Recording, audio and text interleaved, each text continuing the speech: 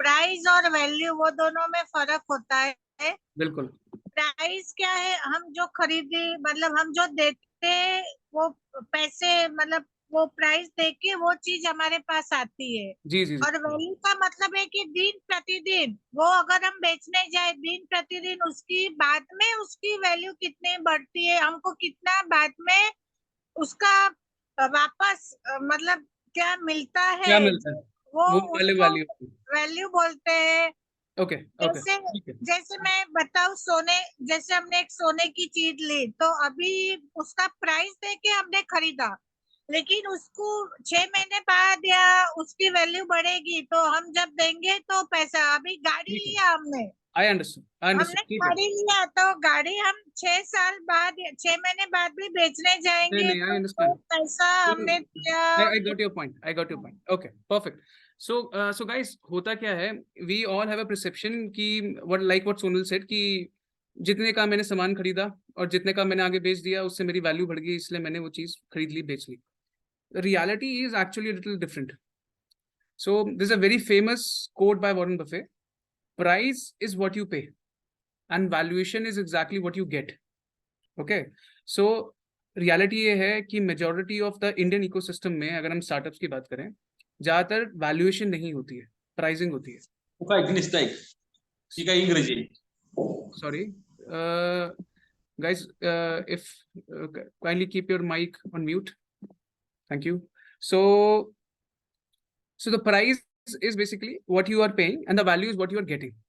Now होता क्या है, वो तो एक हमने एक चलिए एक थ्योरेटिकल बात बोल दी, बट अल्टीमेटली हम यहाँ पे इसलिए बैठे हैं कि वैल्यूएशन होती कैसे है, specially when it comes to let's say you are raising money for your startups और you are raising money for your company. See valuation in essence, if I boil it down, it is about future. So what is future? How do you define valuation in terms of future? See, experts like to do one thing, they want to make everything complex. Why? Because if the things are complex, then you'll feel, अच्छा ठीक है, this guy is an expert and he can tell me a lot of things. But reality ये है, what I feel is, it is easy to make things complex, but much more difficult to make complex things easy. So we will teach valuation in a very simple language. ताकि see, all of you are not professionals and all of you are not here to make spreadsheets and do valuations. आप बैठे हैं कि मेरे startups की valuations मुझे कैसे एक optimal valuation मिल सकती है, and what should I do today to get that valuation later in, let's say, down the line. So हम उसको बहुत simple रखेंगे. Now to understand that, let me share you a very simple example कि valuation होती क्या है.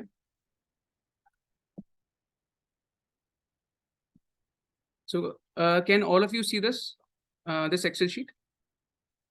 Okay, so let's assume that we have a startup, right? Startup named ABC Private Limited, whatever. And we forecast that this startup will earn the following cash flows in future, and in the end of year 5th, ये startup बंद हो जाएगा. अब usually ये चीज होती नहीं है, but just to make the point across, हम अज्यूम कर रहे हैं कि 5 साल तक ये स्टार्टअप चलेगा, उसके बाद बंद हो गया. अब ये कैश फ्लोज क्या होते हैं? कैश फ्लोज आपको अभी ज्यादा दिमाग लगाने की जरूरत नहीं है, बट कैश फ्लोज मोटा मोटी ये चीज होती है कि what ever my company is earning in cash every single year, ठीक है, and this cash flows is very different from profits and cash flows में डिफरेंस हो सकता है और होता भी है, ठीक है. Cash flows is actually the figure जो कि आपको रियलिटी में बताती है कि कंपनी में हो क्या रहा है. ये जो प्रॉफिट्स होते हैं ये आर बेसिकली बेस्ड ऑन जो सीएज और अकाउंटेंट्स बनाते हैं, और वो कई बार सही चीजें नहीं बता रहे होते, ठीक है. So these are the cash flows which we take. These cash flows are very important when you are valuing any company in the world. Second is something which we call discount factor. Discount factor क्या होता है? It's just a fancy name. इसका मतलब ये होता है कि अगर मान लीजिए मैं अज्यूम कर रहा हूँ कि आपने ना कोई पैसे, आपकी कंपनी है आईटीसी, आपकी कंपनी है एप्पल, आपकी कंपनी है माइक्रोसॉफ्ट, और आप बोल रहे हो कि ना मोहित अगले साल ना मेरी company will earn 10 lakh rupees और लेट्स से $10 मिलियन. तो व्हाट इज द पॉसिबिलिटी कि वो चीज हो जाएगी? आई वुड से पॉसिबिलिटी काफी हाई है, because these companies are very well established and these are very big companies, right.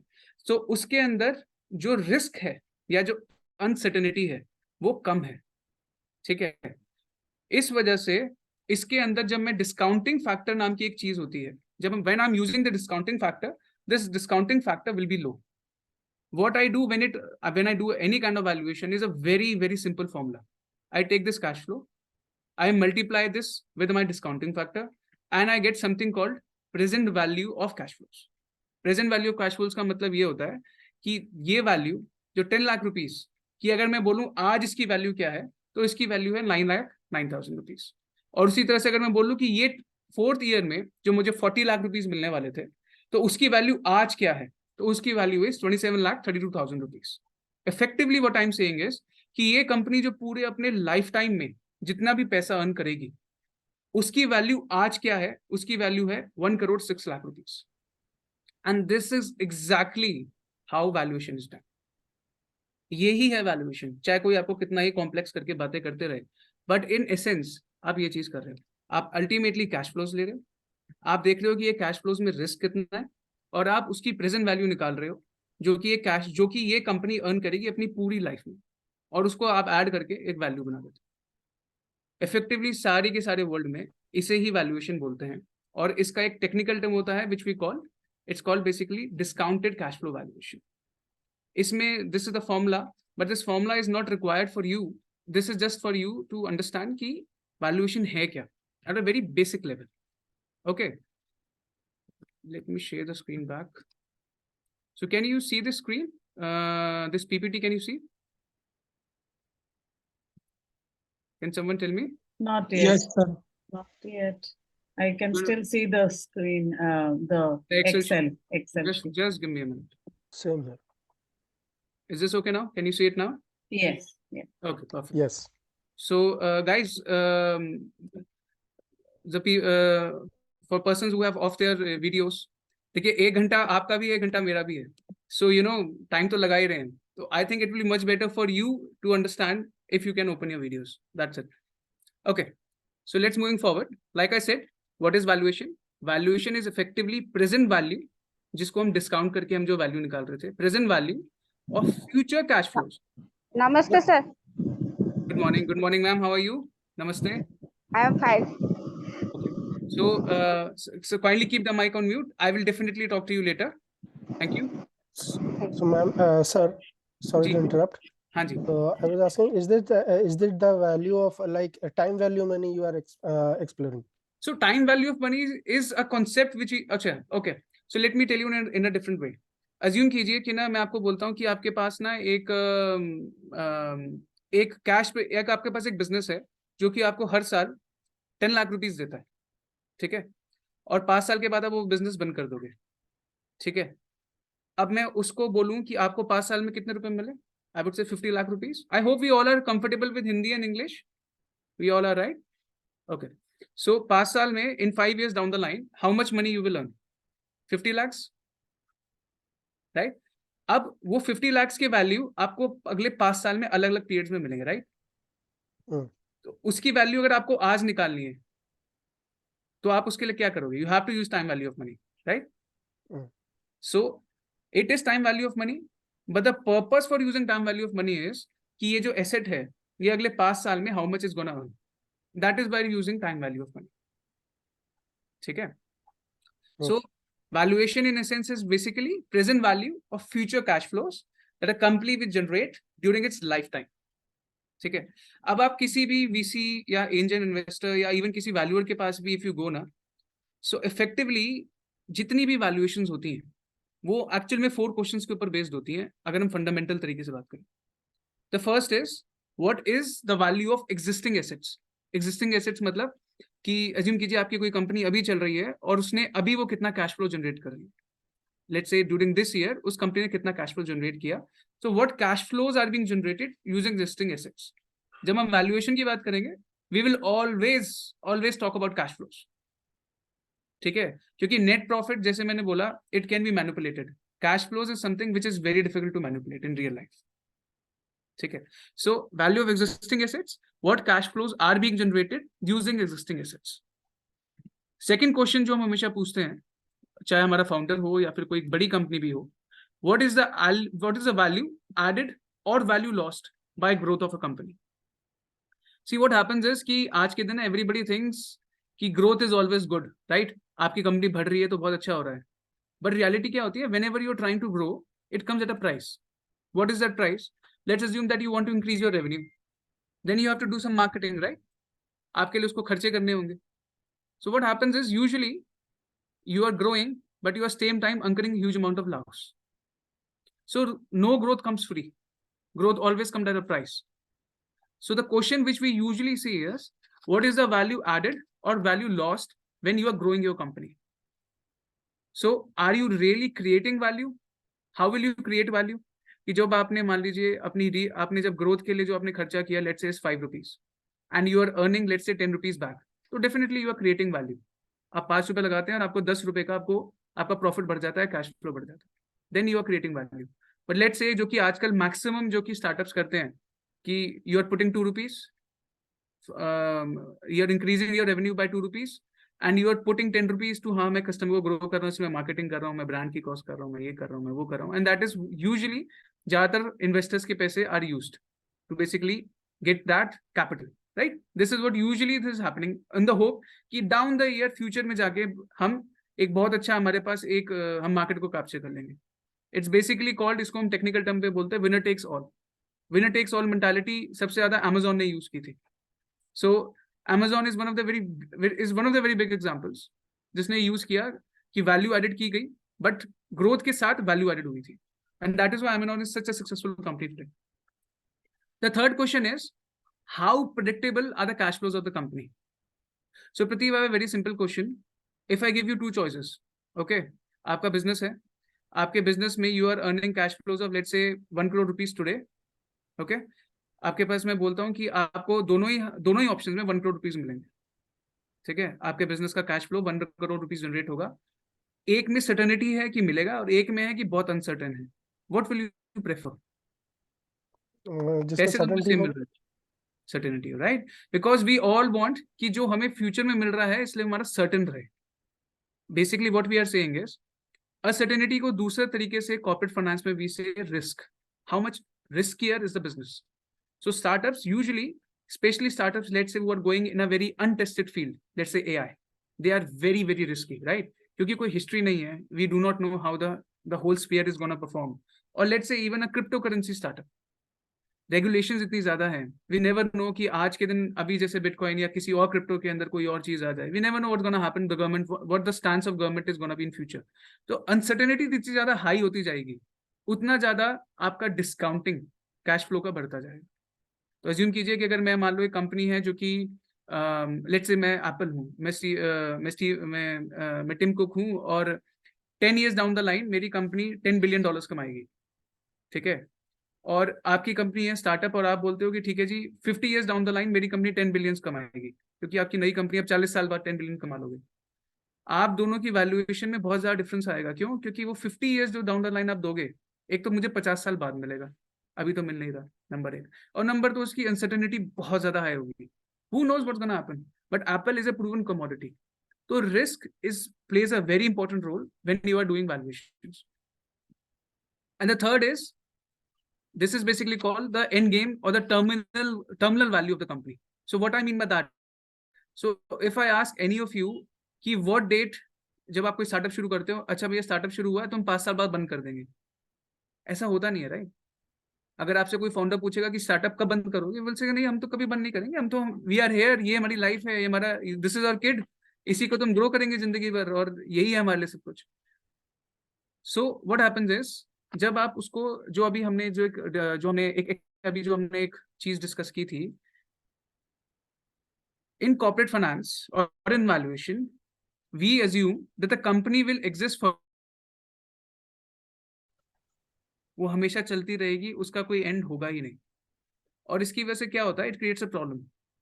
आप कैश फ्लोज को वैल्यू कर रहे हो टाइम सीरीज के थ्रू, जो एक फॉर्मूला लगा के कर रहे हो. आप कब तक अनलिमिटेड कैश फ्लोज बनाते रहोगे? इट इज इम्पॉसिबल, आप नहीं बना सकते. तो उसके लिए हमने वैल्यूएशन में मैथमेटिक्स एक चोरी कर रखी है. What we do is there is a way to value infinite time series, ठीक है, बट उसके लिए हम क्या करते हैं, हमें एक assumption लेनी होती है कि what will the time after which my company will become mature. Mature means कि ये कंपनी अब एक steady state पे ग्रो हो रही है.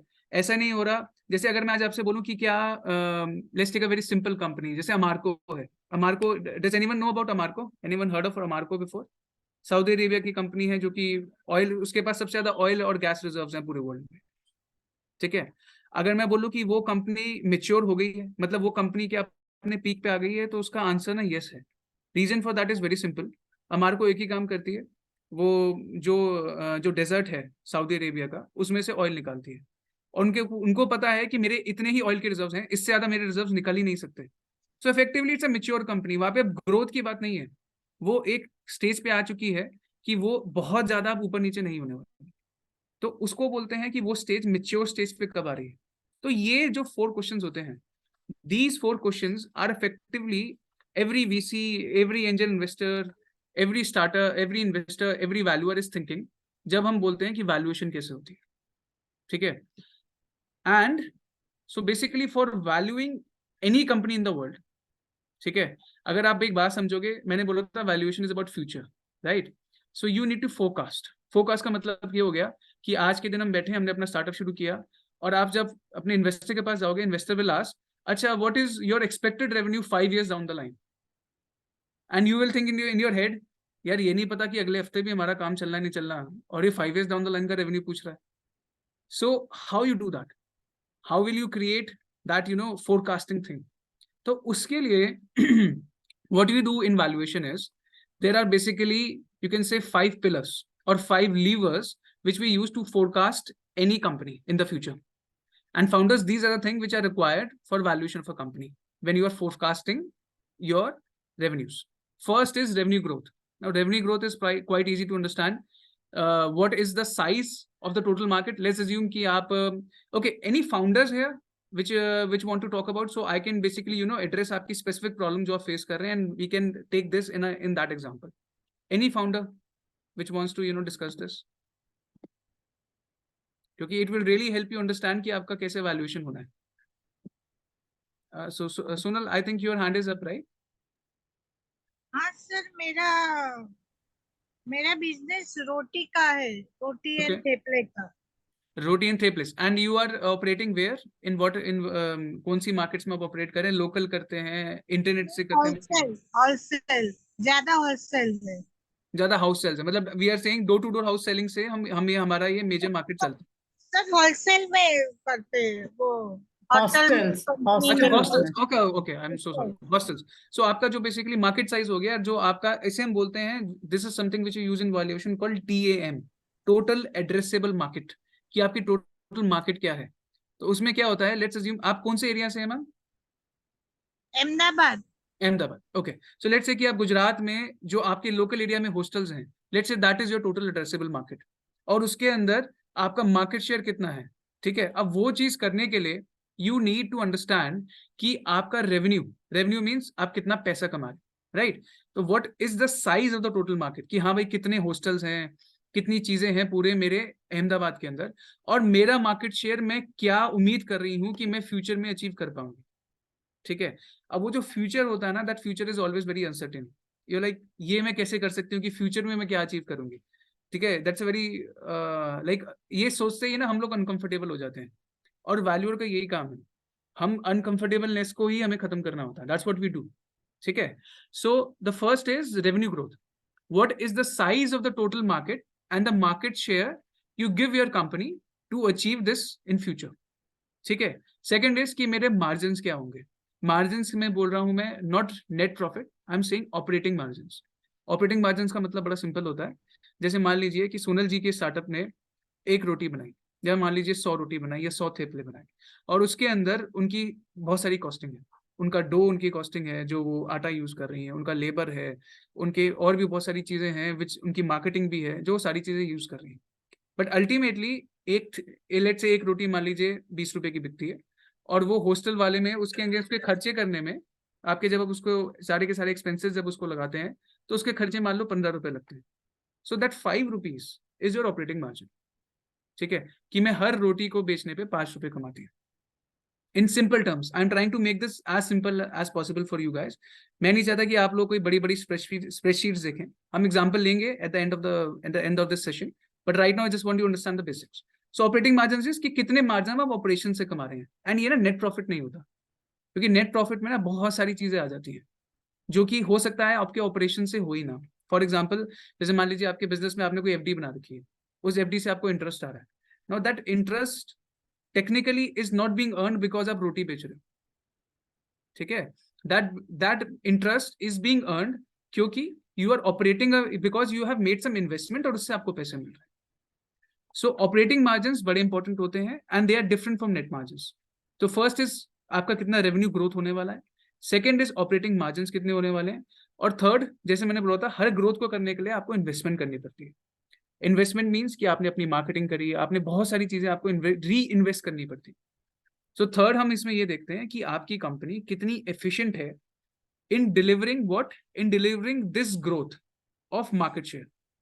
So these three levers, ये जो 3 levers होते हैं, they give you an idea कि आपके cash flows की forecasting के लिए.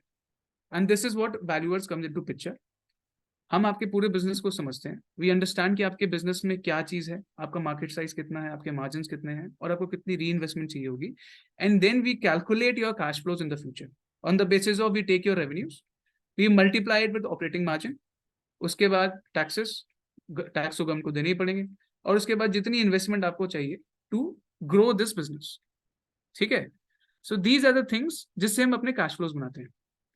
जो नेक्स्ट 2 थिंग्स हमें जो चाहिए होती हैं वो यही होती हैं कि if you remember Prateek, I was telling कि जो एप्पल कंपनी है वो बड़ी सेफ है, बट लेट्स से एक एआई नया स्टार्टअप है वो बहुत रिस्की है. ठीक है, तो वो रिस्कीनेस दिखेगी कैसे, उसके लिए भी फॉर्मुलाज होते हैं. उस फॉर्मुलेज में there is very complicated corporate finance formulas.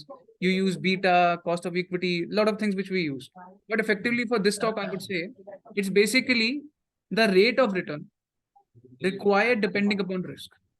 ठीक है, what I mean by that is let's assume आप किसी इन्वेस्टर के पास गए और आपने बोला कि हाँ जी मैं ये बिजनेस करता हूँ. इन्वेस्टर ने बोला कि यार मैं ना अगर ना ये पैसा ना अगर बैंक में लगा दूंगा तो मेरे को एफडी में इतना रिटर्न मिलेगा. ठीक है, someone mic is I think on, but I think your mic is on. Can you just mute it please? Thank you. So अगर मान लीजिए आपका जो रेट ऑफ रिटर्न है, तो आपने बोला ठीक है जी कि ना आप इन्वेस्टर के पास गए, इन्वेस्टर ने बोला कि अगर मैं एफडी में पैसे लगाता हूँ तो मुझे आज 6-7-8% मिल जाता है, आप मुझे कितना रिटर्न दे रहे हो. सो यू सेड कि ना अच्छा ठीक है I will give you 10%, 12%, 14%. Investor will say उसको काउंटर कैसे करेगा, नेगोशिएशन है ना अल्टीमेटली. इन्वेस्टर विल से कि आपकी ना कंपनी ना बहुत रिस्की है. ठीक है, 14-15% से तो मुझे वैसे भी अगर मान लो मैं किसी पब्लिक लिमिटेड कंपनी में लगाता मुझे मिल जाता. आपकी कंपनी इतनी रिस्की है, आई रिक्वायर मोर रिटर्न, मुझे और ज्यादा रिटर्न चाहिए. तो उसके लिए इसका कॉन्सेप्ट होता है कॉस्ट ऑफ कैपिटल, कि जितनी रिस्की कंपनी बढ़ती जाएगी उतना ज्यादा रेट ऑफ रिटर्न बढ़ता जाएगा. इस वजह से कभी आप नोटिस करोगे जो वीसीज भी होते हैं, everybody understand what are VCs here, right? Venture capitalist firms or angel investors, everybody understand this. तो बेसिकली आप समझ लो धन्य सेठ जिनके पास पैसे हैं लगाने के. ठीक है, और जो प्रोफेशनली यही काम करते हैं सुबह से लेकर रात तक. ठीक है, सो इसके अंदर उनको बेसिकली रेट ऑफ रिटर्न उतनी हाई इसलिए चाहिए होती है क्योंकि उन्हें पता होता है there is a very high chance कि आपका स्टार्टअप डूब जाएगा. You know what is the possibility, अगर मान लीजिए 3 स्टार्टअप शुरू होते हैं तो कितने startups, how many startups are able to continue for the next year? Anyone has any idea? मान लो 3 स्टार्टअप शुरू हुए एक साल में, तो साल के एंड तक यानी कि सेकंड ईयर में कितने पहुंचेंगे? सर 3 मैम एक बचता है बस, 2 लोग अपने स्टार्टअप्स बंद कर देते हैं. That is the reality. आप ग्लोबल एवरेज है, 3 में से सिर्फ 1 चल पाता है और 2 बंद हो जाते हैं. And that is a sad reality जो कि फाउंडर्स नहीं समझ पाते. सी आइडिया आना is a very good thing, but उस आइडिया को एग्जीक्यूट करके एक बिजनेस बनाना जिससे आपको बाकी लोग आपके ऊपर भरोसा करके पैसा लगाएं, it's a whole different ball game. ठीक है, so this is what you have to understand. जब आप अपने रेवेन्यूज को या अपने वैल्यूएशन के टाइम पे जब आप बोलते हो कि हाँ मैं इतना भर जाऊंगा, तो इन्वेस्टर्स ना ये अल्टीमेटली देख रहे होते हैं कि अच्छा तुमने ग्रोथ कितनी दिखाई है, तुम कितने मार्जिन इसमें दिखा रहे हो, how much investment you are reputting in the business, और साथ में तुम्हारी कॉस्ट ऑफ कैपिटल तुम कितनी ले रहे हो, कि तुम्हारे हिसाब से तुम्हारा बिजनेस कितना रिस्की है. वो अपनी नहीं बताते, वो नहीं बोलते कि हमारे हिसाब से आपका बिजनेस इतना रिस्की है, वो अपनी बात नहीं बोलते, वो बोलते हैं आपके हिसाब से अपनी वैल्यूएशन बताओ कितनी है. And then they counter act और देन दे नेगोशिएट. और उसके बाद एंड में ना ये 5th चीज जो कि मैक्सिमम फाउंडर्स नहीं डालते, व्हाट इज द प्रोबेबिलिटी कि मेरा स्टार्टअप फेल हो जाए. See nobody wants to face the hard question But yes, there is a I would say a possibility, a high possibility कि startup fail भी हो सकता है. ठीक है? So these are the basically 5 levers or 5 pillars whenever you are valuing company. हम इन 5 चीजों को बहुत ध्यान रखते हैं जब भी कोई वैल्यूएशन होती है. ठीक है? So क्वेश्चन अब ये आता है, ये तो थी नॉर्मल, लेट्स से कि ना एक नॉर्मल कंपनी, लेट्स से कि मैं किसी एक पब्लिक लिमिटेड कंपनी को वैल्यू कर रहा हूँ. जैसे मैंने इंडिया की लिस्टेड कंपनीज को वैल्यू किया है, मुझे लिस्टेड कंपनीज ऐसे हायर करती हैं फॉर वैल्यूइंग देयर कंपनीज. मैंने अमेरिकन कंपनीज को वैल्यू किया है, यूरोपियन कंपनीज को काफी वैल्यू किया है. सो माय क्वेश्चन इज कि इस कंपनीज में क्या था, ये एक सारी ना बड़ी बड़ी कंपनीज थी, इसमें इनके पास ना इनका जो प्रोडक्ट था बिकता था, सबको पता था कि ये कंपनीज कौन है, उसकी वैल्यूएशन ना बहुत ईजी होती है. ठीक है? लेट्स से व्हाट विल हैपन जब आप किसी स्टार्टअप को वैल्यू कर रहे हैं. ठीक है? You remember these four questions which I told you. Value क्या है, वैल्यू एडेड क्या है, प्रेडिक्टेबिलिटी क्या है, टर्मिनल वैल्यू क्या है, राइट? नाउ लेट्स अज्यूम कि you have found a startup. ठीक है? और आप मेरे पास आते हो कि okay Mohit, value my company. So I will ask you these 4 important questions and you have to be completely honest with me. ठीक है? So if I ask you ना what are the cash flows from existing assets, और especially वो startup जो कि शुरू हो रहे होते हैं, उनका आंसर होता है व्हाट एसेट्स. आई डोंट, मेरे पास जो फर्नीचर है मेरे ऑफिस का वो भी मेरा नहीं है. What are you talking about assets? ठीक है? मेरा अभी कोई प्रोडक्ट प्रूव नहीं है. सो मैं कहाँ से बताऊं कि क्या एसेट्स है मेरे. सेकेंड इज यूजली कि अच्छा फ्यूचर ग्रोथ क्या होगी, क्या उम्मीद है तुम्हारी, कितनी ग्रोथ होगी. तो दे विल से बहुत ग्रोथ होगी, we will grow like leaps and bounds, हम पूरी इंडिया को कैप्चर कर लेंगे. बट जब मैं उनसे स्पेसिफिकली पूछता हूँ ना कि अच्छा ठीक है कि स्पेसिफिक होके बताओ कि कितनी उम्मीद है कि अगले 5 साल में 20%, 30%, 40%, they are 99% of the founders are blank. उनको नहीं पता होता. और या फिर जो कर भी रहे होते हैं वो बस ऐसे ही अपने एक नंबर दिमाग में आया और डाल दिया, उसके हिसाब से कर रहे होते हैं. थर्ड चीज होती है कि अच्छा भैया आपका, चलो आप ये नहीं बता पा रहे तो tell me about the risk of your startup. Risk तो बहुत ज्यादा है, ना कोई हिस्ट्री है कि कोई काम कराओ, ना कोई पास डाटा है जिससे आप उस पर वापस जा सको. अच्छा जी ठीक है कि मेरा स्टार्टअप में मैंने ये करा है. कुछ ज्यादातर जो स्पेशली जो फर्स्ट टाइम फाउंडर्स होते हैं उनके पास कुछ नहीं होता. और यहाँ पे ना वो फाउंडर्स जिनके, let's assume very simple example, जैसे मान लीजिए कि what is the name of that person, Flipkart owner, मैं बंसल, एनीवन नोस, मैं भूल गया अभी. Anyone remember this name? Nitin Bansal और नवीन बंसल, समथिंग लाइक दैट. ठीक है? Sachin Bansal. Sachin Bansal, yes, absolutely, thank you ma'am. So Sachin Bansal was the person, right? Sachin Bansal मान लीजिए आज कोई ना नया स्टार्टअप बनाता है. ठीक है? और वो वही काम कर रहा है जो आप कर रहे हो, और उतना ही पैसा लगा रहा है जो आप लगा रहे हो. ठीक है?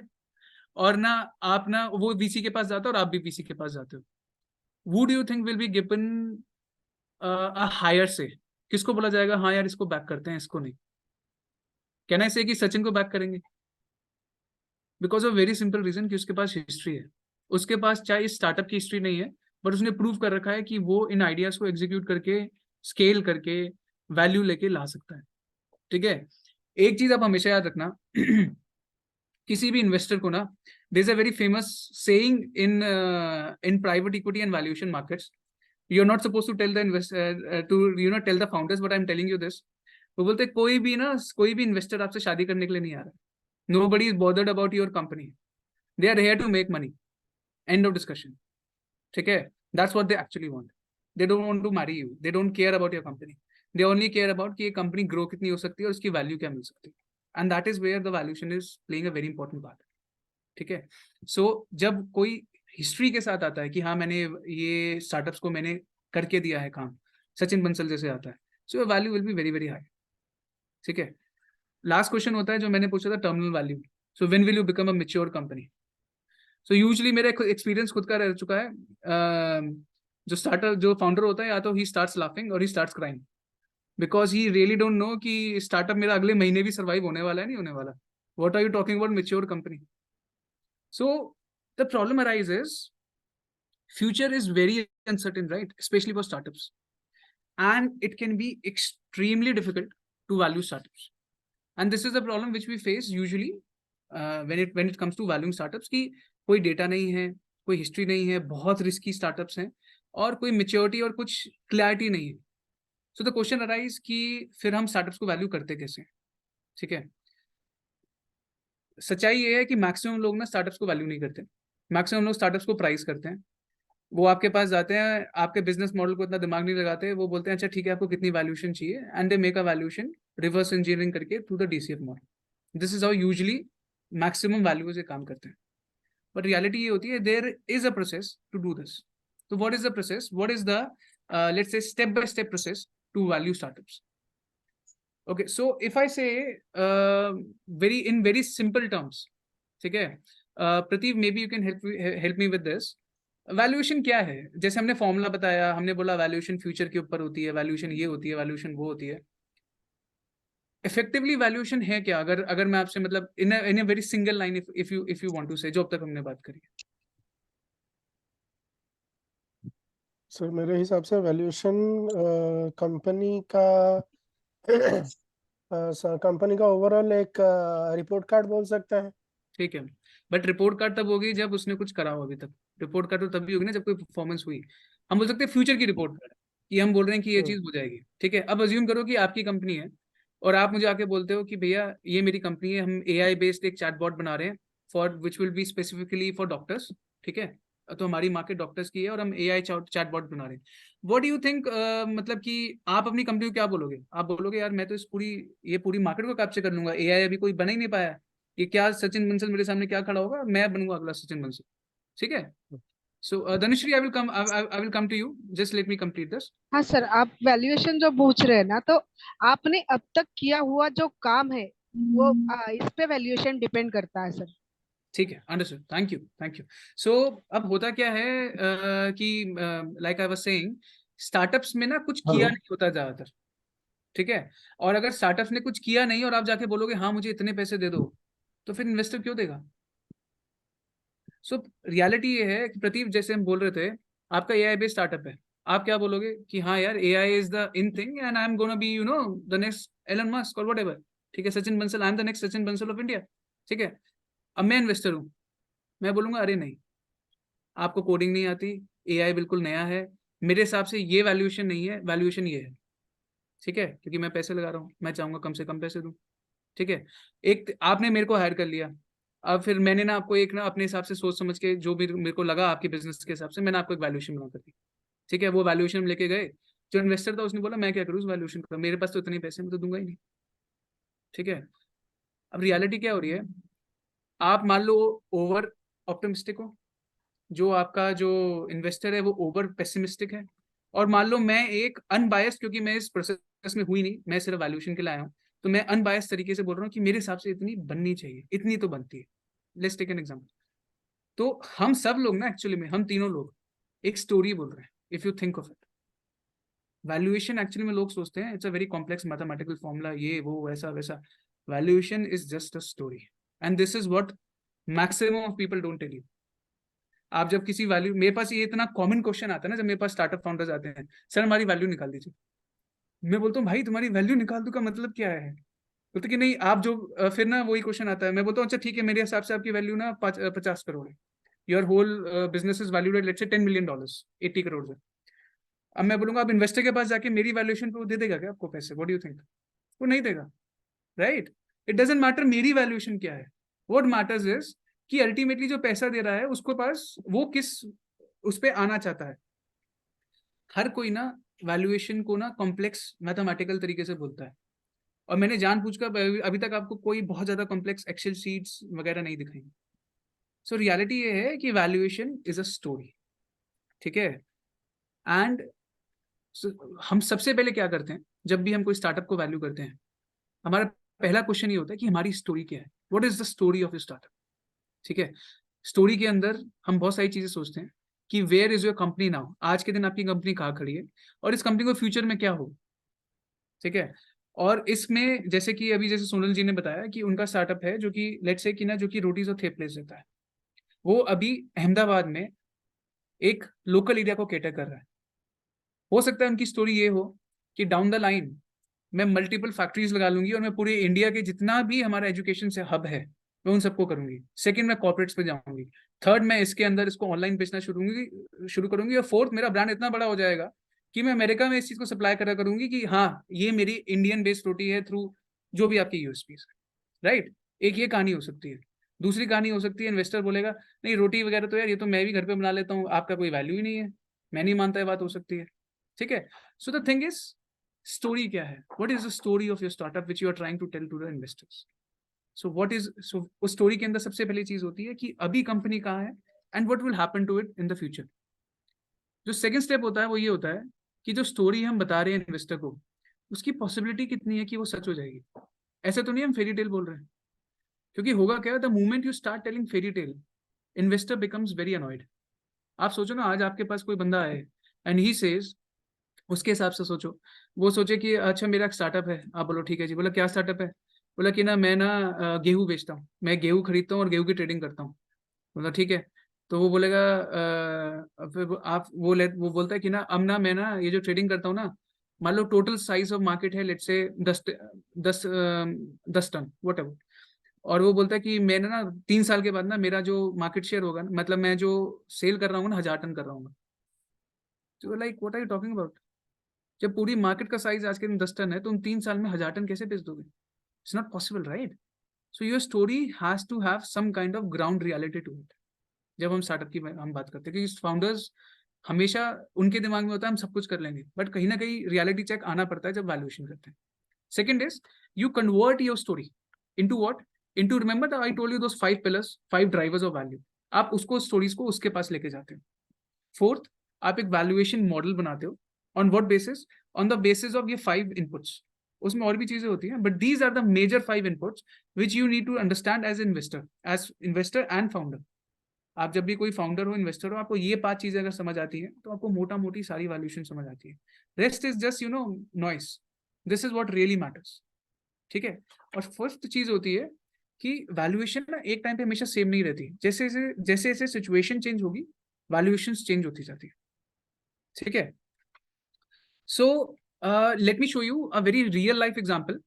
वी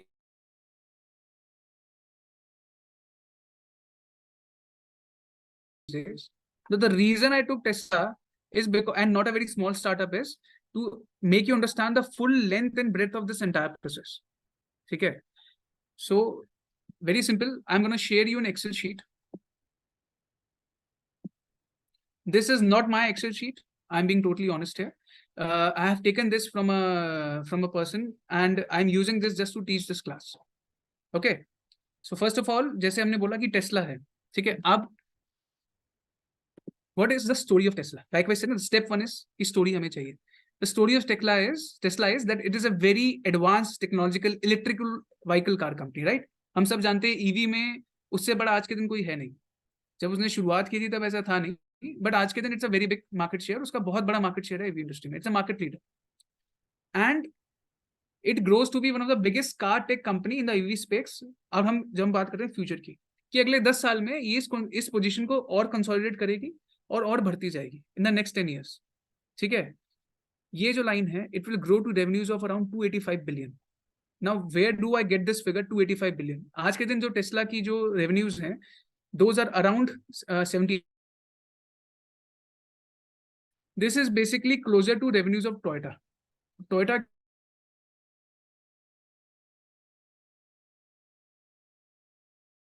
क्वांटिटी थोक में जो काम करती है वो टोयोटा काम करती है. टोयोटा की जो रेवेन्यूज बट होता क्या है, टोयोटा की कार चाहे इंडिया में थोड़ी महंगी हो बट बाहर बहुत सस्ती होती है, और टेस्ला की कार बाहर बहुत महंगी होती है. So because Tesla is in a pre market and Toyota is in, you can say, a mass market. ठीक है, so what I am saying, जब मैं बोलता हूँ कि मेरी जो रेवेन्यूज होंगे 300 बिलियंस के हो जाएंगे, मैं ये बोलना चाह रहा हूँ एक्चुअली में कि मैं अपनी प्रॉफिट, जब आप प्रीमियम सेगमेंट में होते हो तो मार्जिन हाई होते हैं कम होते हैं? कोई चीज महंगी बेच रहे हो तो ज्यादा कमाओगे कम कमाओगे? मार्जिन हाई होता है. मार्जिन हाई होते हैं, राइट? तो टेस्ला के मार्जिन हाई होते हैं. ठीक है, अगर मैं किसकी बात करूं, यू रिमेंबर ऑपरेटिंग मार्जिन जो मैंने बोला था, टेस्ला के ऑपरेटिंग मार्जिन हाई होते हैं. ठीक है, as compare to Toyota. But वो सामान कब बेचता है, क्योंकि टोयोटा क्या करता है, टोयोटा थोक में ज्यादा बेचता है और उसके मार्जिन कम होते हैं. ठीक है, लेकिन वॉल्यूम ज्यादा होता है. वॉल्यूम ज्यादा होता है. सो मैं क्या बोल रहा हूँ कि ना ये टेस्ला इतनी ज्यादा इंप्रूव हो जाएगी आगे भी कि ये इसी मार्जिन पे, ठीक है, टोयोटा के जितना रेवेन्यू कमाएगी. अब ये मैं बोल रहा हूँ, see again this is a story जो मैं बोल रहा हूँ. अगर आपको लगता है कि ये स्टोरी गलत है, so you can definitely change it. But वो जो चेंज होगा ना, वो चेंज यहां पर होगा, इन नंबर्स के अंदर. ठीक है, वो कैसे होगा, विल गो टू इट. अब इसमें है, मैं बोल रहा हूँ कि it will be much more profitable than mass produce companies like Toyota because of higher brand value and technological software value additions. ठीक है, इफेक्टिवली टोयोटा, अगर कभी कोई टेस्ला में बैठा हो, मैं बैठा हूँ टेस्ला के अंदर, what happens is it is not a normal car. You will not believe, आपको लगेगा कि मेरी पूरी कार ही टच स्क्रीन है. ठीक है, and it is one of the most technologically advanced machinery you can sit inside. ठीक है, it is a very different piece of software I would say, जो कि आज तक इट्स लाइक एप्पल का जो नया आईफोन आता है ना, उसको समझ लो एप्पल के आईफोन को उसने कार के लेवल पे ले आया है.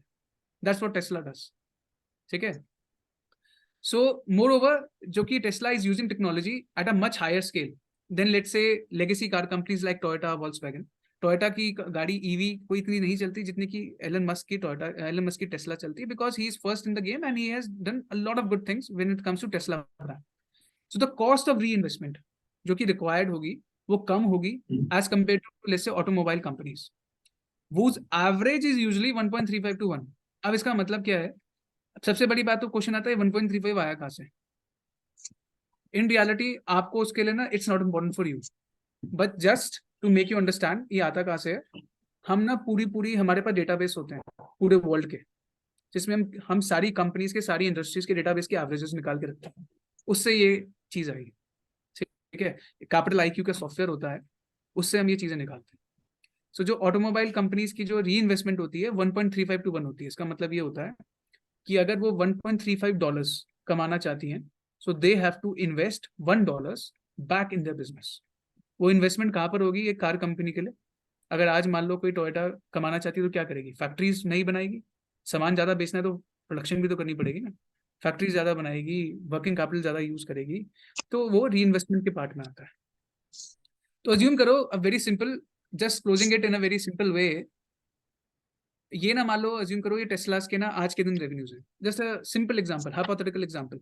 आपको ये चीज, did you understand this guys? I have to take just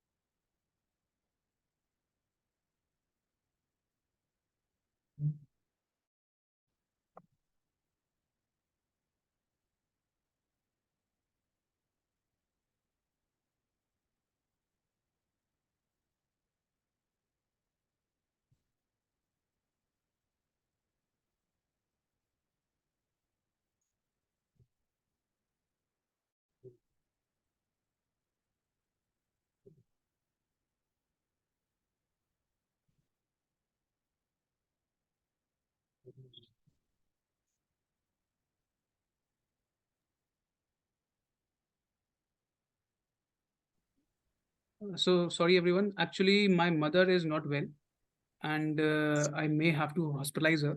इस वजह से मुझे I have to go back again and again. I'm so sorry for this. Okay, so what I was saying is, this is a very simple example.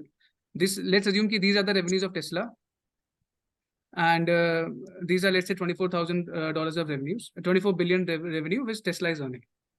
And I'm saying these are the assumptions we are saying, that we are assuming Tesla will grow to be the biggest car company's revenues in the world.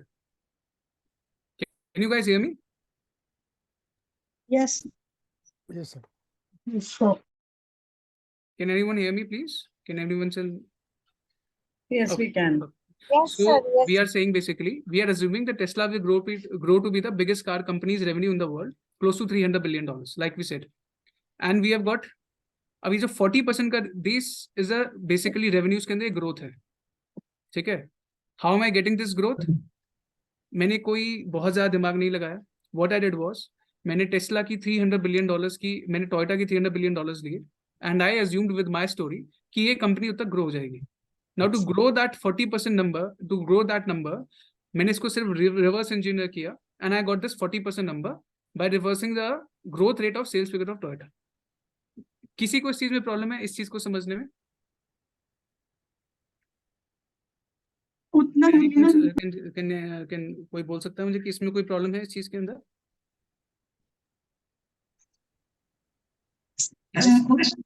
Ji sir. Any response? सबको समझ आ गई ये बात? Can we go forward?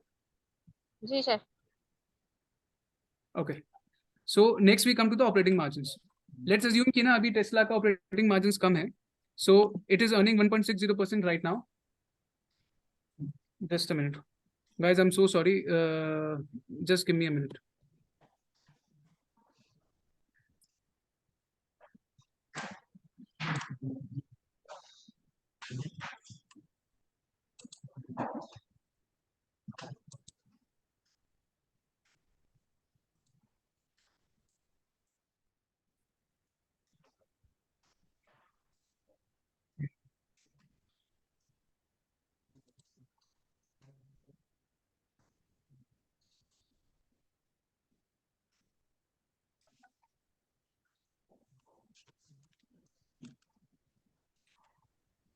So next we come to this was the growth in revenues which we're talking about. The second is operating margins.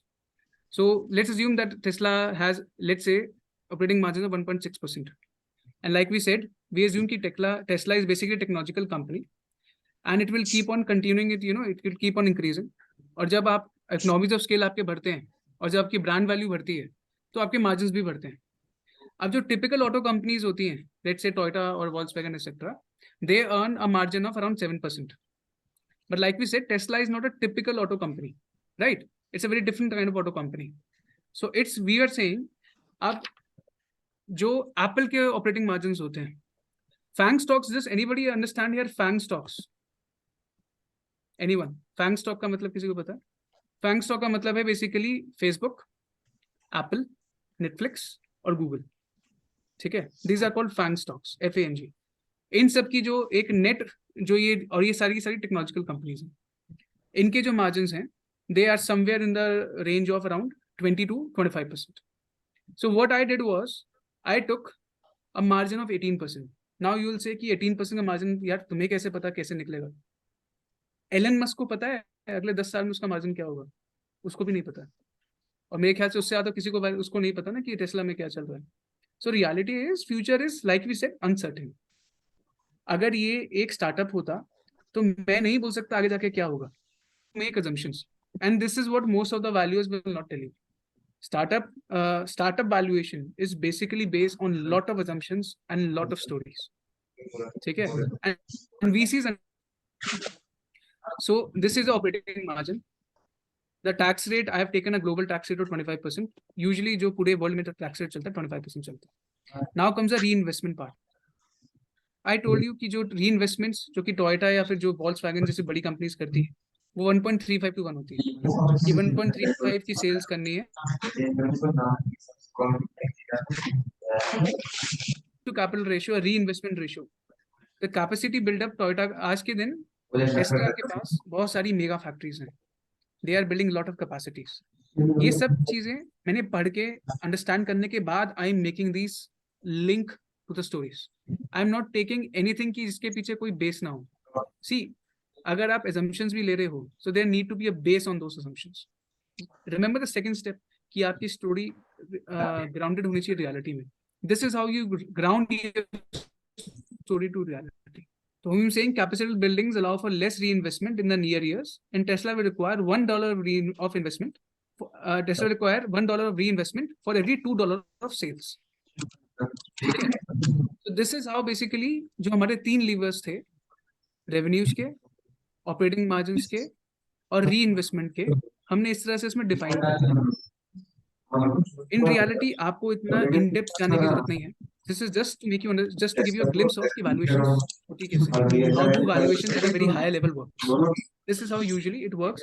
आपके पीछे कहीं ना कहीं, and you will be very surprised, even the biggest companies in the world, let's say Goldman Sachs or companies like that, उनके पीछे भी बहुत सारी assumptions चल रही होती हैं.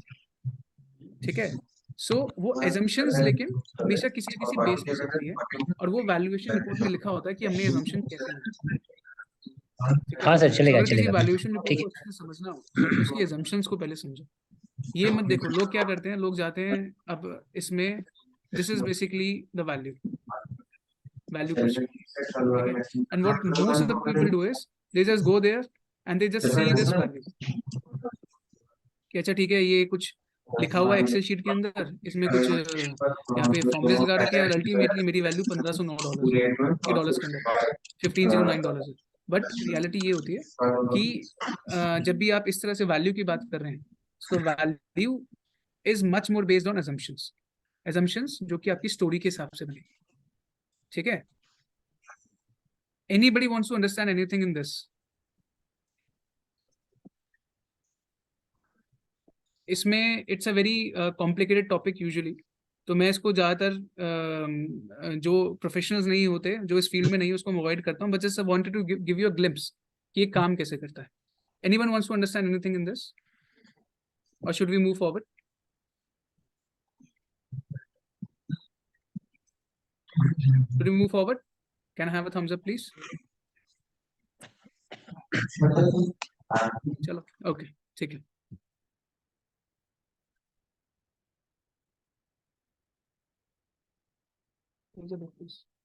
Okay, so can all of you see this this PPT now? PPT दिख रही है? Pradeep, can you see the PPT? Okay, perfect. Okay, so let's Yes. go. So so this is what I want to talk about. What are some of the most common mistakes founders make when they are thinking about valuation? Like we said, सब लोग सोचते हैं valuation is about spreadsheet के numbers डालने हैं उससे valuation निकलेगी. Like I told you, ऐसा नहीं होता है. हर valuation एक story है जो कि numbers के through एक Excel spreadsheet पे बोली जाती है. So whenever you think about your valuation next time, think much more about the qualitative aspects और कि आप आपका फ्यूचर में क्या सोच रहे हो एंड नॉट आउट कि अच्छा मैं 10% बढ़ूंगी 20% बढ़ूंगी 30% बढ़ूंगी उससे मत सोचो. थिंक अबाउट कि आपका विजन क्या है. इसलिए जब बहुत सारे VCs होते हैं वो बोलते हैं कि आपका विजन क्या है आप चाहते हो उसका एक रीजन ये भी होता है. So understand that every valuation is a story and don't assume that your valuation is the correct one. Every valuation is full of biases. कैसे? आपकी वैल्यूएशन होगी अपनी कंपनी क्या बोलोगे मेरी कंपनी बहुत अच्छी है, वो आपका बायस है. ठीक है कि हाँ मैं बेस्ट हूँ. हो सकता है बेस्ट ना भी हूँ, अभी तक आपने कुछ प्रूव तो करके नहीं दिखाया ना. और उसी से जो इन्वेस्टर है जो बोल रहा है कि नहीं आपकी कंपनी बिल्कुल जीरो है, तो भाई जीरो तो फिर तू इन्वेस्ट करने की बात ही क्यों कर रहा है? राइट. सो हर एक के पीछे कुछ ना कुछ बायसेस होते हैं. We have to understand those biases when we are thinking about valuation. Second चीज जो कि बहुत फाउंडर्स गलती करते हैं, that is they over value the company. See for a founder हर company is a child, right? So sometimes founders overvalue their companies because they are too over optimistic. और उससे होता क्या है कि जब आप इन्वेस्टर के पास जाते हो he becomes very, for the lack of better word, pissed off कि यार this person is trying to cheat me, कि कंपनी की इतनी वैल्यूएशन है ही नहीं और ये बहुत ही ज्यादा वैल्यूएशन कर रहा है. तो उसी तरह से स्टोरी और जो अपने नंबर्स को रियलिटी चेक देना बहुत जरूरी होता है. बहुत सारी वैल्यूएशन, बहुत सारे फंड रेजिंग इसलिए फेल हो जाते हैं क्योंकि जो वैल्यूएशन होती है उसमें ये चीज नहीं होती. बहुत सारी वैल्यूएशंस मैंने देखी हैं जो फेल होती. और वैल्यूएशन फेल होने का मतलब क्या है? आपको फंडिंग नहीं मिलेगी, या फिर जो फंडिंग आप सोच रहे थे उससे बहुत कम, या फिर वैल्यूएशन बहुत कम मिलेगी. थर्ड चीज इज कि हम सोचते हैं एज अ फाउंडर कि यार जो हमारा प्रोडक्ट है हमारी सर्विस है ना, वो इन्वेस्टर एक बारी बस देख ले वो पागल हो जाएगा, बोलेगा he will love a product और बोलेगा हाँ मैं इसी को तो ढूंढ रहा था. बट जो रियलिटी में जो VCs और जो सीजन इन्वेस्टर्स होते हैं ना, understand कि having a good, एक अच्छा प्रोडक्ट होना is only part of the battle. आपको उसके अलावा बहुत कुछ चाहिए. जैसे कि आपको अगर मान लो आइडिया ही नहीं आपका मार्केट साइज क्या है या फिर करे जा रहे हैं, so how will you achieve profitability let's say in the next 5 years 10 years? ये एक short way है for an incorrect valuation when they are thinking about valuing their company.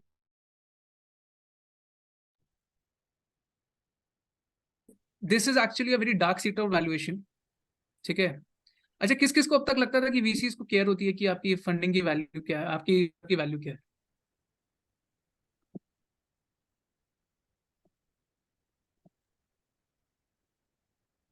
Can you guys hear me? Yes, sir. Sir तो फिर बात तो फिर घुमा फिरा के वही Audible? Confusion. Sir my name is Shazia. Steve, can you say something? Yes sir, मैं ये कहना चाह रही हूँ कि फिर तो बात तो फिर वही कंफ्यूजन वाली हो गई ना कि हम कैसे वैल्यू करें. मैं इसकी ठीक है स्टोरी So हमने basically what बताया. happens is no VC or angel investors actually care about valuation. So, Pradeep, am I audible to you?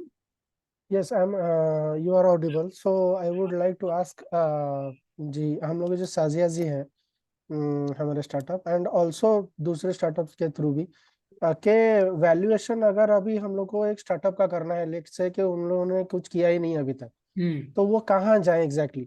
Like mentor provide होते हैं, लेट्स से कि कोई एग्री इंडस्ट्री में है तो उनको एग्रीकल्चरल मेंटर प्रोवाइड होगा, पर उनका कंपनी वैल्यूएशन के लिए वो कहाँ जाए फिर? क्योंकि उनको भी तो पता रहना चाहिए. एवरी लेमैन इज गोइंग, मतलब एक लेमैन के हिसाब से यू आर अ सीए. जी सी मैं CA हूँ but in reality I am much more connected. मैं रजिस्टर्ड वैल्यूअर भी हूँ सिक्योरिटीज फाइनेंशियल एसेट्स का, और मेरा बैकग्राउंड रहा है हमेशा से इस चीज को करने का. तो होता क्या है कि अगर आप देखोगे इसके लिए एक अलग से एग्जाम पास करना होता है इंडिया के अंदर, बट रियलिटी क्या है कि वो exam is also like is not a very good exam to be very frank. ठीक है। मेरी वैल्यूएशन जो मैं सारी वैल्यूएशन जितनी मैंने whatever I learn from it, I learn from a professor in New York University, ठीक है, न्यूयॉर्क यूनिवर्सिटी स्टर्न के अंदर। So he teaches valuation on a very I would say global level, ठीक है। He is one of the best valuers in the world. So होता क्या है कि जो आप चीज बोल रहे हो, यू कैन अब इसमें it's like the same, you know what you are asking, कि मान लो कोई प्रॉब्लम है तो कौन से लॉयर के पास जाए। इट ऑल डिपेंड्स अपॉन कि ना आपके हिसाब से what you feel is the right lawyer for you, ठीक है। उसी तरह से वो do you feel is the right valuer for you. Valuer हमेशा वो रखिए जो आपके बिजनेस को समझे, वो नहीं कि जो वो बोले अच्छा ठीक है कि ना मैं एक फॉर्मूला बना देता हूँ और मेरे को मेरे इतनी फीस दे दो, और जो आपको सपोर्ट आगे ना दे जब आप फंड रेजिंग के लिए जाओ। क्योंकि फंड रेजिंग के टाइम पे ना लोग क्या करते हैं, प्रैक्टिकली होता क्या है इस मार्केट में, आपके स्टार्टअप्स हैं, आप जाओगे, आपने बोला अच्छा ठीक है मोहित आपकी वैल्यूएशन फीस कितना है, मैंने बोला अच्छा जी मेरी वैल्यूएशन फीस एक्स है, आपने बोला अच्छा ठीक है कोई बात नहीं, बोला यार ये एक्स बोल रहा है, अब ना एक नेट पे सर्च कर रजिस्टर्ड वैल्यूज और कौन कौन से हैं, तो आपको लिस्ट मिल गई। आपने उसमें 10 लोगों को फोन उठाया, किसी ने बोला किसी ने एक्स बोला, किसी ने 2x बोला, किसी ने बोला कि 50% ऑफ द एक्स, किसी ने बोला कि फ्री में कर दूंगा, डिपेंड्स, ठीक है। तो आप बोलोगे यार जो सस्ता वाला ना इसको कर लेते हैं। होता क्या है, what is the biggest mistake which founders do, आपने वैल्यूएशन तो बना ली, वो वैल्यूएशन में जब फाउंडर के पास, जब वो इन्वेस्टर के पास जाओगे, वो आपसे ऐसे बात नहीं करेगा अच्छा कितना अच्छा प्रोडक्ट है आपका, कितना है, वो सब की बातें भी होंगी, बट एंड में बोलेगा अच्छा अपनी वैल्यूएशन दिखाओ, क्या है आपकी वैल्यूएशन। और अगर आपने उस बंदे से लिया हो जिसको वैल्यूएशन की ज्यादा अकल नहीं है, या फिर जो सिर्फ और सिर्फ क्विक पे चेक के लिए काम कर रहा है, ठीक है, कि हाँ मुझे दिन में 10 वैल्यूएशंस करनी है और मुझे वो पैसे कमाने हैं, और उसको आपकी कंपनी की खास परवाह है नहीं, वो लॉन्ग टर्म पे आपके साथ जुड़ने को तैयार नहीं है, तो effectively that valuer is not right for you, ठीक है। This is what I believe is the real truth of this industry. First of all सारे फाउंडर्स को ये समझने की जरूरत है कि वैल्यूएशन के पास कोई भगवान का गिफ्ट नहीं है कि हाँ भैया ये तेरी वैल्यूएशन, ऐसा नहीं होता है, ठीक है ना। So this is what happens. हाँ जी Sunil ji, your hand is up. जी सर, ये जब स्टार्टअप करते हैं तो आप वैल्यूएशन करवाना बहुत जरूरी हो गया, ऐसा ही हो गया ना सर आपका देखिए कहना क्या है? होता है, इसकी जो रिक्वायरमेंट आती है वैल्यूएशन की तब पड़ती है, दो टाइम पे पड़ती है। लेट्स अज्यूम कि ना आपने अपनी कंपनी खोली, ठीक है, एक प्राइवेट लिमिटेड कंपनी खोली, और उसके अंदर ना आपने शेयर्स इशू करे अपने आप को और अपने फ्रेंड्स फैमिलीज को, और अपने काम करना शुरू कर दिया। उसके बाद ना आपको लगा यार मेरा काम चलना शुरू हो रहा है या फिर इस काम में दम है, तो आप कोई फंडिंग के लिए गए। तो फंडिंग के लिए जब जाओगे तब वैल्यूएशन चाहिए, उसके बिना काम नहीं होगा। अभी सर फंडिंग के बगैर तो स्टार्टअप चलेगा ही नहीं, वो भी नेसेसरी हो गया सर। हम स्टेजेस ऑफ तो फंडिंग पे आएंगे। अगर मान लो आप, इसमें एक होती है जिसे बोलते हैं pre seed funding. Pre seed funding में आपको कोई वैल्यूएशन रिपोर्ट नहीं चाहिए। प्री सीड फंडिंग पता है किससे मिलती है, वो लोग जो कि आपके घर के पास रहते हैं, वो लोग आपके फ्रेंड्स एंड फैमिलीज, वो लोग जो आपको आंख मूंद के भरोसा करेंगे, वो आपको आपके बिजनेस के लिए पैसा नहीं दे रहे, वो आपको आपकी शक्ल को देख के पैसा दे रहे हैं। तो प्री सीड फंडिंग में आपको कोई वैल्यूएशन रिपोर्ट नहीं चाहिए। जब आज मान लो कि मुझे कोई बिजनेस शुरू करना है, तो मैं सबसे पहले क्या करता हूँ, इंडिया में खासकर मैं सबसे पहले क्या करूंगा, मैं अपने मदर फादर के पास जाऊंगा, बोलूंगा हाँ मैं ये बिजनेस शुरू कर रहा हूँ, कुछ पैसे दे सकते हो क्या। First people I will approach, right, मैं गलत नहीं बोल रहा, if I am not wrong, ठीक है, that's the first thing we gonna do. उन्होंने मान लो बोल दिया अच्छा, मैंने बोला, उन्होंने बोला कितने चाहिए, मैं बोला 2 लाख रुपए, उन्होंने बोला 50,000। अब मैं 1.5 लाख के लिए क्या करूंगा, 1.5 लाख के लिए मैं अपने दोस्तों के पास भागूंगा, उनके माँ बाप के पास भागूंगा, जिनसे अच्छे कनेक्शन उनके पास भागूंगा। उस टाइम पे मुझे कोई वैल्यूएशन नहीं चाहिए, ठीक है, चलाने के लिए कुछ नहीं चाहिए। वो फर्स्ट स्टेप तो हो गया सर, अभी सेकंड स्टेप। सेकंड स्टेप पे डेफिनेटली आपको एज पर लॉ ऑल्सो, देखिए होगा का, वो लोग जो कि हर रोज बैठ के वीसीज और जो एंजल इन्वेस्टर्स हैं, ये लोग ना, वो किसी को आता है ना शार्क टैंक, वो किसी रीजन से शार्क टैंक आता है, दे आर एक्चुअली शार्क्स।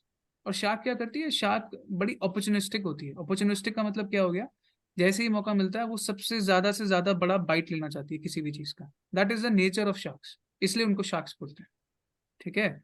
तो यही वीसीज और एंजल इन्वेस्टर्स का होता है, they actually in reality do not care about valuation, ठीक है। मैंने आपको बताया था ना, वो शादी करने के लिए नहीं बैठे आप लोगों से, उनको कोई मतलब नहीं है, उनको एक ही चीज से मतलब होता है। देखिए अभी तक क्या था कि लो इंटरेस्ट रेट्स, बहुत ज्यादा इंटरेस्ट रेट्स कम थे, हमारी एफडीज में हमें कितना मिलता था, 4-5%, कोविड से पहले की बात कर रहा हूँ। we used to earn 4 to 5% interest rates, which was nothing. Inflation से भी वो था. अब जाके थोड़ा बहुत बढ़ाया है 2-3% गवर्नमेंट ने, बट वो भी इन्फ्लेशन से एक्चुअल में कम ही बैठता है. ठीक है, रिटेल इन्फ्लेशन से कम ही बैठता है. So money is very cheap these days. ठीक है, अब थोड़ी बढ़ गई है, बट उस टाइम तो और भी चीप है, आज से कोविड से पहले बोलूँ तो. सो हर कोई वीसी एंजल इन्वेस्टर एक ही चीज में होता था. इकार, I think you want to say something, right? Your hand is up. I just noticed it. Yes, in Okay. case you allow, Yeah, just please. wish to just go back a little bit and request to understand that valuation is required in most of the cases in investment. But in case we are doing it through the CCPS, the compulsorily convertible route, Right. and iSafe kind of notes. Understood. In I that know case, both. is valuation still required or? Absolutely. So what happened is, अब मान लीजिए CCPS से iSafe issue कर रहे हैं. iSafe यहाँ पे शायद लोगों को नहीं पता होगा, बट Y Combinator's का एक बेसिकली एक टेम्पलेट था जो कि iCare. So what's your name? Sorry. My name is Vikrant Sinha. I'm Okay. co-founder of iCare Heal, which is a health technology startup. So Vikrant, is it possible? Can you open your video? Because right now I Yeah, can sure. see your son. Perfect. Yeah, Thank you. hi. Thanks. Hi. So good to have एक चेहरा होता है ना, वो good to have to talk to a Sure. a real person. Okay. So Vikrant, what happens is कि अब से iSafe या CCPS हो गए. CCPS की अगर वैल्यूएशन करनी है तो उसमें दो ऑप्शंस होते हैं. Sometimes what they do is कि अभी CCPS इशू हुआ है, ठीक है, तो CCPS को वैल्यू किया जाता है इक्विटी शेयर ओनली. ठीक है, और iSafe को भी वैल्यू किया जाता है इक्विटी शेयर ओनली. और वैल्यूएशन, इसमें दोनों ऑप्शंस होते हैं. आप वैल्यूएशन जो वैल्यूएट होता है, आप अपनी वैल्यूएशन रिपोर्ट अभी बना लीजिए. ठीक है, या फिर दूसरा ऑप्शन होता है कि सीसीपीएस की टर्म्स ऐसी हैं कि वो अभी बहुत वेग हैं. ठीक है, सीसीपीएस बहुत तरह के होते हैं. iSafe practically is a CCPS. So वो बहुत वेग टर्म है. So what will happen is कि डाउन द ईयर पता नहीं क्या होने वाला है. तो कई बार लोग क्या करते हैं कि सीसीपीएस को सीसीपीएस की तरह इशू नहीं करते, वो उसको इशू करते हैं as OCD, optionally convertible debenture. ठीक है, with a cumulative interest rate option, कि उसमें इंटरेस्ट रेट में पैसे तो होते नहीं. मान लो अभी हमने स्टार्टअप शुरू किया, पैसे तो है ही नहीं भाई देने के लिए, वो तो कंफर्म होता है, पैसे हम किसी को नहीं दे रहे, हम इक्विटी देने को तैयार होते हैं. ठीक है, सो अब वो क्या होता है, अब इंटरेस्ट रेट उसका एक्रूल होता रहता है, और एक टाइम के बाद जाके ओसीडी वो आपका कंपल्सरी कन्वर्टेबल बन जाता है. ऑप्शनल कन्वर्टेबल से कंपल्सरी कन्वर्टेबल, तब आपको वैल्यूएशन की जरूरत पड़ती है. राइट. ठीक है, so this is how valuation actually, मतलब it's a very technical term. यहाँ पे मैक्सिमम लोग शायद इस बात को नहीं समझ पाएंगे, पर सीसीपीएस और ये जितने भी टर्म्स हैं, ये कुछ नहीं है. This is just a way to ensure कि जो इन्वेस्टर है उसका पैसा लूज ना. अगर आप उसको प्रैक्टिकली समझोगे, सीसीपीएस क्यों इशू किए जाते हैं, सीसीपीएस इशू किए जाते हैं. एंड नोट्स अगर इशू कर रहे हैं with discount rate basically, right. तो उस केस में we can avoid till the time till the next funding round we can avoid the valuation. Yes, or absolutely. अगर आप प्योर नोट इशू कर रहे हो, ठीक है, डिस्काउंट रेट आप नोट इशू कर रहे हो, तो यू कैन अवॉइड इट. ठीक है, but sometimes what happens is कि जो फाउंडर्स होते हैं, they still value their company because of very simple reason कि जब वो नोट भी डाल रहा है ना, तो उसके पीछे इफेक्टिवली कहीं ना कहीं उसको कुछ रिटर्न चाहिए. राइट, हर एक को रिटर्न चाहिए ना, तो उसके लिए कई बार वो उसके लिए भी वैल्यूएशन करा देते हैं. So it all depends upon ki what kind of founder or what kind of founder and what kind of investor you are facing. It depends upon negotiation. But as per regulatory laws, you don't need it. When it comes to, let's say, a discount coupon bond. But CCPS and OCD के अंदर कई बार चाहिए इसमें क्या चाहिए नहीं है, but government क्या है, गवर्नमेंट का ना इसमें एक डाइसी सा वो होता है, डाइसी सा एटीट्यूड है. तो अगर मन करेगा तो आपको बोल देंगे क्यों नहीं कराया, और कुछ नहीं हुआ तो बोल देंगे ठीक है, जरूरत ही नहीं. तो बेटर की करा के रखिए. Better is always better. CCPS और ओसीडी में आप करा के रखो, यूजुअली लोग करा के रखते हैं, क्योंकि जो बंदा भी पैसे लगा रहा होता है वो इंटरेस्ट रेट के लिए थोड़ा कमा रहा है. उसका पर्पस इंटरेस्ट रेट तो है ही नहीं ना. डिस्काउंट कूपन में तो इंटरेस्ट रेट है, इट इज वेरी क्लियर. तो डेट मार्केट में चला जाएगा जब, वो तो डेट मार्केट में चला गया, उसमें तो बात खत्म हो गई. But this is very different. ठीक है, क्योंकि ultimately there is an element of equity involved in it, be it CCPS और ओसीडी. ठीक है, thank you so much. Thank you. Okay, so हम सोचते हैं कि वीसी जो एंजल इन्वेस्टर्स होते हैं, they really care about valuation, right. So हम सोचते हैं कि यार वो वैल्यूएशन की सारी टाइम बात करते थे, वैल्यू बढ़ाओ, तो इनके लिए तो वैल्यू बड़ी इंपॉर्टेंट होती होगी, और पता नहीं इनके पास कौन से भगवान के दिए हुए गार्डियन एंजल्स हैं जो कि इतनी अच्छी वैल्यूएशन बना कर देते होंगे, और हमारे पास वो है ही नहीं. हमारे पास वो आते तो हम भी ऐसे, हमारी वैल्यूएशन भी ऐसी हो जाती. Reality, and this is the ground reality which max people will not tell you. No VC cares about valuation. They actually don't. Thank you so much. Sir ये वैल्यूएशन बनाने में कितना टाइम लगता है? मैम ऐसे नहीं होता, टाइम लगता है। ऐसे वैल्यूएशन 1 घंटे में भी हो सकती है और वैल्यूएशन हफ्तों में भी हो सकती है। Depends on your business, it really depends. इस मतलब ना, it's not a like a simple thing कि अच्छा इसको एक सेट फॉर्मूला है और बना दो। फॉर्मूले में जो मैंने आपको बताया, जो assumptions होती है, जो वैल्यू ड्राइवर्स होते हैं, these are the things what really matters. ठीक है, ठीक है सर, ये रिक्वेस्ट है, हम आपका सेमिनार अटेंड अभी कर रहे हैं ना, सबको जी। डिस्काउंट दे देना सर अरे आपके मैम, पास। अरे ma'am, not an issue, not an issue. If anybody wants to have any help in this, I'm more than open. I've got no problem. So let's continue. I want to wrap this up since we are already late. So ज्यादातर investors क्या कर रहे हैं? They are playing a pricing game. वहाँ पे focus क्या होता है सारे VCs का कि हाँ भैया, मैंने ना इसके आपके मान लो 10,000 यूजर्स हैं और उसने उसमें पैसा लगाया और वो मान लो जो यूजर्स 1 लाख हो गए तो मैं किसी और दूसरे VC को बेच दूँ। ठीक है, बट अब क्या हो रहा है विद राइजिंग इंटरेस्ट रेट्स बढ़ रहे हैं तो उनकी कॉस्ट भी कैपिटल की बढ़ रही है, VCs, इन्वेस्टर्स और VCs। अब वो भी फाउंडर्स से आज के दिन एक्सपेक्ट करते हैं कि रीजनेबल फिगर्स वैल्यूएशन में बोलो और साथ में ये बताओ कि प्रॉफिट कैसे कमाओगे। ग्रोथ के साथ अब उन्हें प्रॉफिट भी चाहिए। This is the thinking change which is happening. Startup funding rounds, very quickly I am going through it. ये कुछ नहीं है, basically what is this is, so this is basically a breakdown of the typical funding rounds और क्या terms use करते हैं angel investors और VCs। ठीक है, so there is something called pre seed funding. Pre seed funding जैसे मैंने सोनल जी को बोला था, जो आपके आसपास के लोग हैं, फ्रेंड्स, फैमिलीज, और कोई भी बंदा मिल जाए भाई जो मेरे आइडिया में पैसा लाना होता है, वो बंदे होते हैं प्री सीड। ये आपको कंपनी शुरू करने के लिए चाहिए। उसके बाद फिर होता है सीड फंडिंग। सीड फंडिंग होता है कि अच्छा भैया अब हम अर्ली स्टेज VCs, अब आप बेसिकली शार्क्स के साथ घुस रहे हैं। ये ऑफिशियल इक्विटी फंडिंग स्टेज होती है और यहाँ पे बहुत सारे वैल्यूअर्स की जरूरत पड़ती है सीड फंडिंग में। अब इसमें आप क्या करते हो कि जो फाउंडर्स होते हैं ना, उनको बहुत ज्यादा रियलिटी चेक मिलता है। क्यों? वो सोचते हैं हम तो इतने बड़े थे, ये थे, वो थे, और जब देखने जाते हैं मार्केट में तो पता चलता है कि अच्छा रियलिटी बहुत कम आ रही है। तो यहाँ पे फाउंडर्स, बहुत सारे फाउंडर्स को अपना रियलिटी एक बहुत बड़ा एक धक्का लगता है कि यार मेरी वैल्यूएशन इतनी कम है। So this is what happens in seed funding कि अर्ली स्टेज VCs, इनक्यूबेटर्स और एंजल इन्वेस्टर्स पार्टिसिपेट करते हैं। सीरीज ए फंडिंग होती है कि अब आपने कुछ काम करके दिखा दिया है, ठीक है, और अब इस काम के बाद ना अब आपका कुछ ट्रैक रिकॉर्ड बन गया है। so I'm so sorry, I'm so bad with names. Vikrant, you said, right, from iCare? I don't know if he's here. So Vikrant, if you're there, we will love to know कि आप कौन सी series, अभी आप कौन सी funding round पे चल रहे हो, जस्ट टू ताकि पूरे रूम को समझ आ सके। सो सीरीज ये होता है कि आपकी एक ट्रैक रिकॉर्ड है और आप और इसमें अर्ली स्टेज VCs, ठीक है, वो घुसते हैं। सीरीज भी होता है, अब आपका ट्रैक रिकॉर्ड वाला सारी चीजें खत्म हो गई हैं, अब आप अब आप स्टेबल हो गए and you are earning, late से आपके एक अच्छा खासा आपके पास मार्केट शेयर आ गया। इसका मतलब ये नहीं है प्रॉफिट कमा रहे, बट हो क्या रहा है कि अब आपको ना हर रोज आपके पास जितने आपने पैसे इन बाकी फंडिंग्स में ले लिए ना, उससे आपको 3-4 साल आगे आपके कट जाएंगे। ज्यादातर सीरीज है फंडिंग के बाद, इसलिए ये फंडिंग की जाती है। सीरीज भी फंडिंग होती है जब आप एक्चुअल में बहुत बड़े हो गए, अब आपके पास बड़े बड़े players, biggest players in the world, वो अब आने शुरू हो जाते हैं। ये यूजुअली तब होता है जैसे हम होता है ना कि नाइका का IPO आना होता है, जब बड़े बड़े जब बात सुनते हैं ना कि जैसे यूनिकॉर्न हो गया, वो ज्यादातर सीरीज भी फंडिंग में आते हैं कि जब एक बहुत बड़ी स्केल पे आप आ जाते हो और अब उसके बाद आपको और भी बड़ा स्केल लेना है, ठीक है, तो वो आता है सीरीज भी फंडिंग। और ये सीरीज C, D, उसके बाद ना लोग कुछ भी बनाते रहते हैं, A, B, Z funding, doesn't matter. Basically आप क्या कर रहे हो, आप वेट कर रहे हो कि मेरा IPO कब आएगा, और उस तक के लिए जो आपके खर्चे निकल रहे हैं ना, अगर आपका लॉस हो रहा है तो आप फंड्स रेज करते रहते हो एग्जिस्टिंग इन्वेस्टर्स से। आपकी वैल्यूएशन ज्यादातर hundreds of millions of dollars में चली जाती है इस टाइम तक आते आते। तो दिस इज बेसिकली इनको जो जो ये स्टार्टअप वर्ल्ड है उसके अंदर इस तरह से फंडिंग के नाम लिए जाते हैं, ठीक है। This is a last slide guys.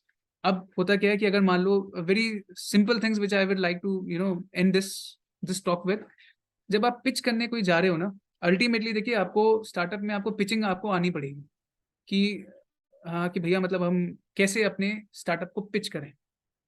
तो I will just say instead of thinking about valuation और लॉट, वैल्यूएशन को वैल्यूअर का काम करने दो, वो उसका काम। आपका काम सिर्फ 4 चीजों को आपको दिखाना है जब आप इन्वेस्टर के पास पैसे मांगने जा रहे हैं। फर्स्ट थिंग, आपको आपकी स्टोरी में कंपेलिंग होनी चाहिए। स्टोरी कंपेलिंग का मतलब ये है कि you should have a story जो कि पॉसिबिलिटी है कि ये हो सकती है, ठीक है, but it should also have something for the investor. Investor ultimately हमेशा याद रखिएगा वो आपसे शादी नहीं करना चाहता, उसको रिटर्न चाहिए. सो ही इज बेसिकली लुकिंग कि आप कितना उसे कमा कर दे दोगे. कैसे कमा के दोगे? ग्रोथ करके. आप 10 गुना, 20 गुना, 30 गुना कितना बढ़ जाओगे. सेकेंड होता है कि आपने अब तक क्या कर लिया है, ट्रैक्शन, आपने अब तक कितने सेल्स रेवेन्यूज वगैरह सब तक कर लिया है. तीसरा होता है कि आपकी टीम क्या है. This is very important, specially अगर आपके पास कोई एक्सपर्ट है, आपके पास उस इंडस्ट्री का एक्सपर्ट है, या फिर आपके पास कोई ऐसा पर्सन है जो कि रेगुलर बेस पे स्टार्टअप्स बनाकर आगे उनको फंडिंग पे लेके जाता है. सो अपनी टीम को हाईलाइट करना बहुत जरूरी होता है. जो उनके अच्छे पॉइंट्स होते हैं वो हाईलाइट करने बहुत जरूरी होते हैं. और चौथा, एंड दिस इज समथिंग जो कि ज्यादातर वीसीज आपको नहीं बताएंगे, आपको ना उनको समझाना पड़ेगा कि आप क्या कर रहे हो. मैं यूएसपी की बात नहीं कर रहा, आई एम नॉट सेइंग कि मेरा ये यूएसपी है, मैं ये चीज बेच रहा हूँ, नहीं. आपको ये समझाना पड़ेगा कि जो कस्टमर है ना, how you will make that customer stick to you and you only. For very simple example, Zomato में यहाँ पे किस किस लोगों ने ऑर्डर बुक करा है? शो ऑफ हैंड्स, सबने कर रखा है मेरे ख्याल से, ठीक है. अब मान लो आपका ना कोई रेस्टोरेंट है जिससे आप जोमैटो से मंगाना चाहते हो, और आपको ना आपने वो ऑर्डर किया, अब वो डिलीवरी फीस वगैरह सब कुछ बहुत लगाता है, और आपको लगा यार इसने डिलीवरी फीस और टैक्सेस लगा के तो ये ऑर्डर बहुत बढ़ गया. आप नेक्स्ट चीज क्या करोगे? Any idea? I want an answer from the audience. Prateek, what will you do? Sir कोई और अल्टरनेटिव देखूंगा Swiggy, as a customer. Right. ऐसे कस्टमर बोल रहा हूँ, स्विगी देखोगे कि स्विगी क्या दिखा रहा है भाई. रेस्टोरेंट से जी. खाना तो सेम ही आना है ना, खाना तो सेम ही आएगा, और डिलीवरी भी आ ही जाएगी. डिलीवरी तो दोनों दे देते हैं, तो अब लोग सस्ता कौन है? तो अल्टीमेटली यही प्रॉब्लम जोमेटो आज के दिन फेस कर रहा है. जस्ट गिव यू एग्जांपल कि कस्टमर स्टिक क्यों हो रहा था, क्योंकि जोमेटो फ्री में सर्विस दे रहा था और उसका बड़ा इजी था यूज करना ऐप करके. वो चीज स्विगी भी दे रहा है. You need to have something जिससे कस्टमर आपके साथ टिका रहे. और ये एक्चुअली में बहुत इंपॉर्टेंट पॉइंट होता है जो कि मैक्सिमम लोग छोड़ देते हैं. सब लोग अपनी अपनी बातें करते रहते हैं. ये तीन तो बहुत लोग बोलते हैं अपनी पिच, जैसे पिच डेक बोलते हैं, हर कोई बात करता है. This fourth last thing, this is actually what really matters to an investor. कि आपके साथ, और खासकर आज के दिन जब आप प्रॉफिट कमाना चाहते हो, पूरा टाइम खत्म हो गया कि यार हम 10 रुपए के हैं, हम अगले साल हम 100 रुपए कमा लेंगे और हमें आप 50 रुपए दे दो, और अगले 3 साल बाद हम 200 कमाएंगे, आप उसको 50 को 100 रुपए में बेच दो. वो टाइम खत्म हो गया. That era has ended. Now you have to be profitable. So how will you achieve that profitability 5 years down the line? वो इन्वेस्टर को चाहिए, ठीक है. So again, thank you to all of you to listening to me, and this is basically my contact details. And if anyone wants to understand something more about this, you can always approach me through Vipinneos or through Team Strategize. And it was a pleasure talking to you all. If anyone has any kind of questions, we can talk about it, or we can end the session. Thank you, Mohit, for your time and explaining a very complicated topic in a very simple manner. I'm sure all of them have enjoyed it, and in case you all have any questions, you're most welcome to connect through Prateek. And I am just posting a feedback form on the chat box. Would love everybody filling that up. It's a very simple form. Just fill it up and send it, submit it, so that we know what you liked about the session and how we can get in touch with you and we can take this forward ahead. Right? Anybody, anything else, or Prateek, we can now end the session if you wish to. Okay. Thank you, everyone. Thank you, sir. Thank you. Thank you. Thank you so much, sir. It was very informative session, sir. Thank you. Thank you, sir. Thank you. Thank you, sir.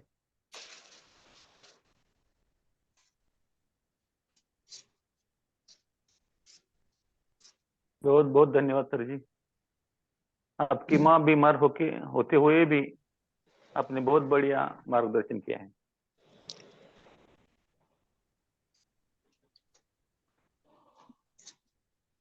So, Ms. Manusa, I think we can wrap it up. Yes, let us Yeah. wrap it up. We can tell you. Yeah. Thank you, And, everyone. Thank you for your time. Prateek, you will Sure. also be sent, I think Mona Lisa has already sent you the form, I'm sending it link now. of the form. Yes. Yes, because people may not have seen the chat box. So they will have to be sent separately so that they can fill it up and submit. Surely, surely. Thank you. Thank you. Thank you, team. Thank you. Thank you so much.